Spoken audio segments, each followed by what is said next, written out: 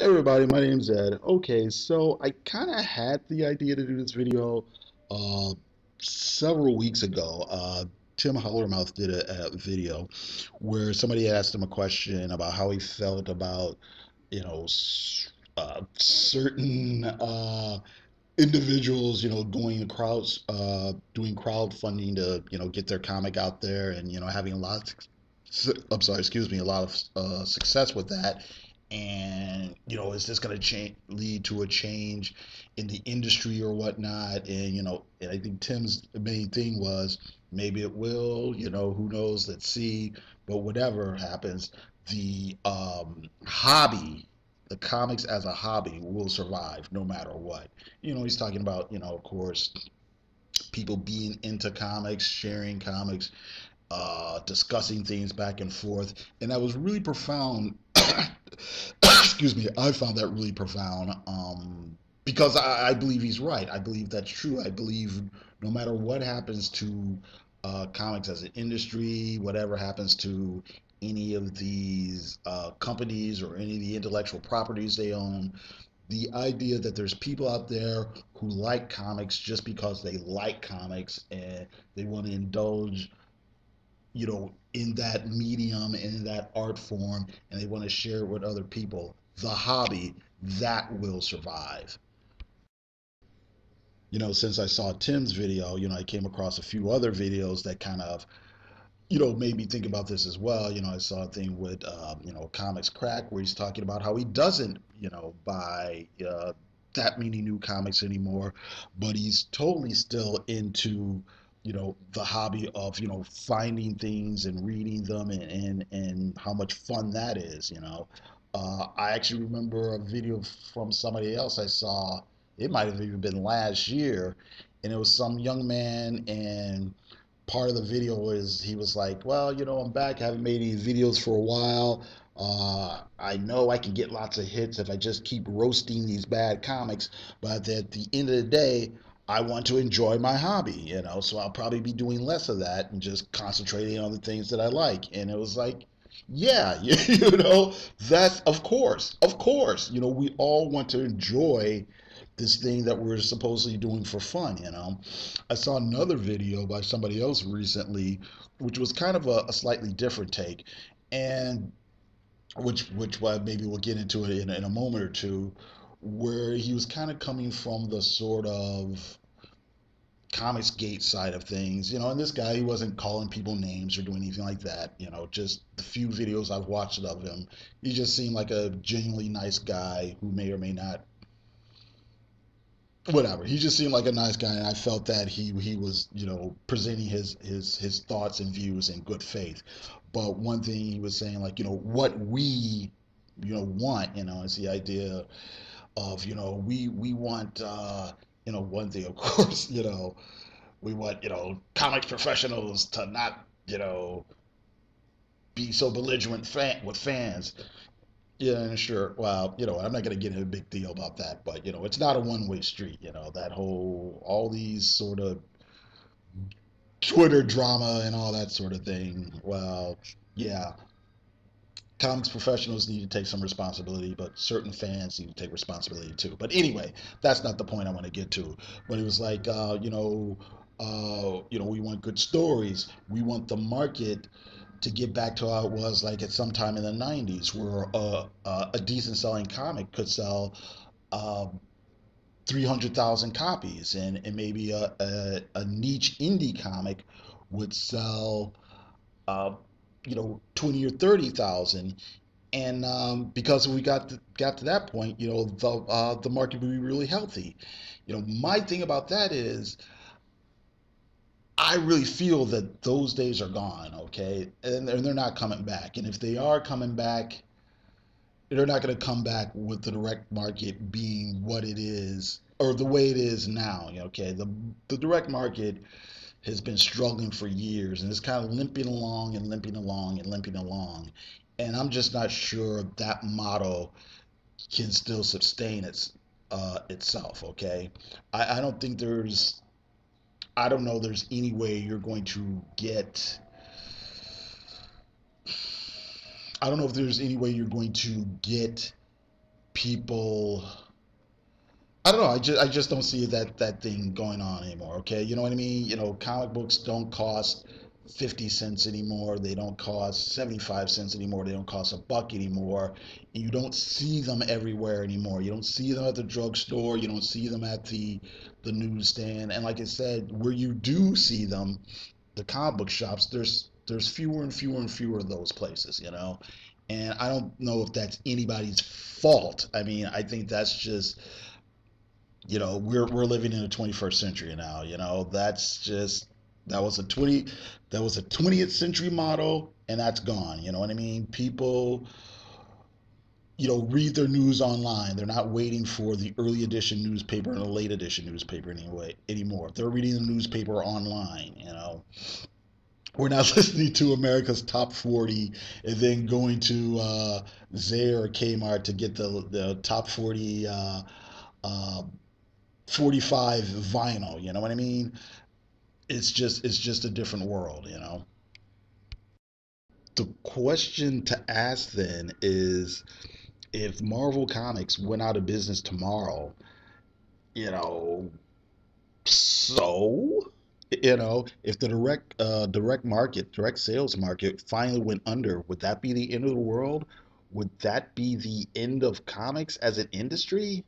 I don't know. I don't think so, and I definitely don't think it would be the end of comics as a hobby. Um, you know, I mean, we're at this point where, and I'm sure I've mentioned it someplace before.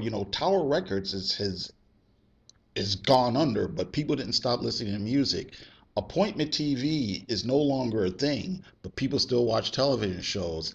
Uh, Theater attendance is way down, but people still love watching movies.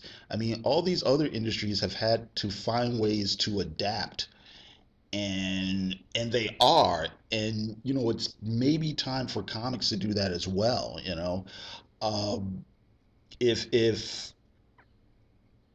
we reach a point where, if you want to buy physical comics and the only way to buy them is to buy them online, i, I don't see that as the worst thing in the world. If paper disappears, I don't know, I'm just making something stupid, but and the only way to read comics is to read them digitally, I guess we'll have to adapt. You know what I mean? uh, right now we're at this point where I think DC has just announced that they're doing this thing for special editions that they're going to put in Walmarts, and uh, and Marvel's got this new uh, thing where they're having a line of comics that they come out digitally first, and then when the arc is over, they'll collect it to trade, but you won't see the floppies. You know what I mean? And I'm really interested to see how that pans out. As a matter of fact, I'm really interested because my understanding is you'll get a double-sized issue for $5, so it'll be 40 pages for $5, which is kind of a deal. If you're a regular comic book reader, I don't know how enticing that may or may not sound to somebody who doesn't read comics. So, like I said, I'm interested in seeing how that plays out. But yeah, comics have to find comics industry has to find a way to evolve and adapt to the 21st century, and that's just that. That's just the fact. The whole Wednesday Warrior, buy your comic every week on Wednesday when it comes out. That's just not going to last forever anymore. And there's no easy way to. Well, I don't know what I want to say here. It's not simply a case of, well, if we make better TV shows, if we make better movies, we make better cartoon shows, that'll lead to more sales to comics. I mean, we've had like 10 or 15 years of that, and we know that just simply is not the case.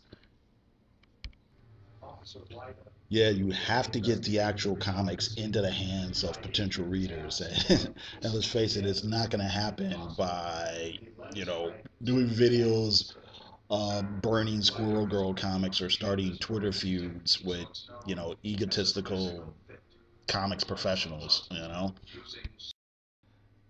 And the thing is, you don't even have to buy new comics. to have fun with comics as a hobby. Um, the the history of comics is so rich and it's gone on for so long and it's so fascinating for one reason or the other. I mean, you could just explore, past comics, from whatever year this is now and just go backwards, there's like at least what there's almost 80 years of comics to explore. There's like 80 years of history there. There's 80 years of just being into comics as an artifact, as things that reflected a certain moment in time, whether you're the person that just likes characters or you're a person who looks for key events or key issues or things you think are important historically. If you're somebody who wants to uh, search into comics as an artistic form, as an artistic medium, as a literary form, you know it exists. The material exists. Um, you don't really need to get uh, the new issue of Infinity Wars tie-in or whatever to just enjoy comics on that level. You know what I mean? Not that there's anything wrong with buying Infinity Wars, but you know what I'm saying. I mean, if you want to search, you can read the history. Batman throughout the years, Spider-Man throughout the years, Superman throughout the years, and you've got the history of pop culture in America from when those comics started to like right up to now. You know what I mean? Um, it's like I said, it's so rich and it's so fascinating just on that level. And of course, there's always people, like I said, who want to who are all about my collection, the grading, and all those sort of things. Uh, that's what's so and oh, I'm stumbling all over myself, but my point being, there's so many different ways and so many different aspects and so many different, I guess, ways again that you can enjoy comics. It doesn't have to be about, like I said, getting whatever the hot book is right now, or they're making a movie out of Ant-Man, so I got to get the new Ant-Man series. You can totally enjoy the old Ant-Man. What little of it is there is, but you know what I'm saying. You can, like I said, immerse yourself in that history, and you can share that with other people. The internet makes these sort of things so much more easy, and there's the information is there. There's other people that may be into what you're into, and you can have conversations and debates like that. Uh, that's what the hobby is about. That's what the community should be about. You know what I mean? I mean, 10 years from now, if you're into comics and you meet this other person that's trying to get into comics and they're like, oh, well, I was watching the Avengers cartoon, I've seen the movies, I'm kind of interested in some of those older comics.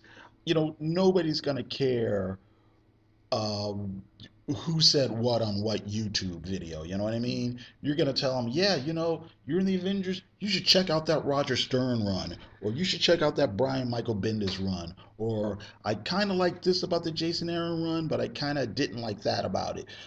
You should check out that Roy Thomas run. Nobody's gonna care who was feuding with Hume on social media. But yeah, in order for the comics industry to survive, it's got to change. If Marvel goes all digital, then so be it. If DC goes trades only, so be it. If the only place you can get comic books is online, I guess we'll all just have to deal with that.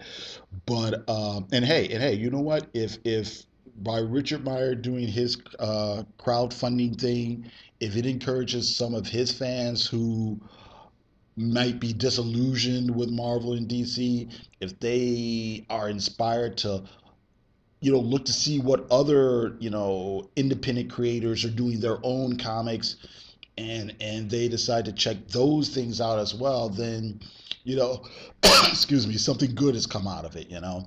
But but yeah, at the end of the day, though, the hobby will still survive. There's still going to be people out there who are, talking to each other and are like, hey, oh, I see you have those Jim Steranko reprints. Hey, you might want to check out Master of Kung Fu, where the artist here is very influenced by Jim Steranko. Or, hey, you like this Moon Knight character? Well, look how closely this character resembles Batman, but then look how closely Batman resembles the Shadow. Or, hey, you think Jim Lee is a realistic artist? Uh-uh, check out Alex Raymond. He did idealized forms, but everything is a lot more realistic as far as drapery, as far as anatomy, but he was still able to make everything very exciting and dynamic at the same time. That community of people who, like I said, want to discuss things and debate things in a loving way, who want to share ideas and say, people who are able to say, hey, here's this thing and there's this whole rich history that all of us, no matter who you are, can enjoy if you want to. I think that's always going to survive. um, okay, so I guess that's it. Thank you very much for listening. You guys have a good day.